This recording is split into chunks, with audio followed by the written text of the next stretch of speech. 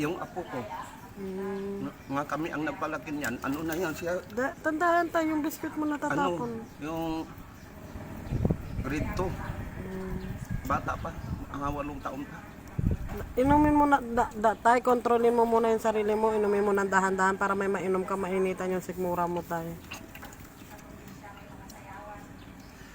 Yan ang dinilinsyahan ko lang, ma'am, ng kanin dyan sa annex. Maghingi ako sa bahay-bahay.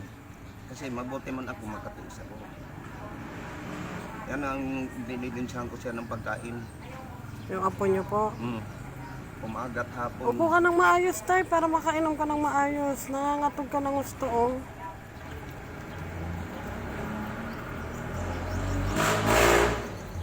Kilala ako dito lahat. Kaya dito, araw-araw ako dito, tuwing umaga ako dito sa pag-ibig. Sige, tay, ipopost ko to sa Facebook, ha? Ha? Las Piñas Annex po kayo. O, Las Piñas Annex.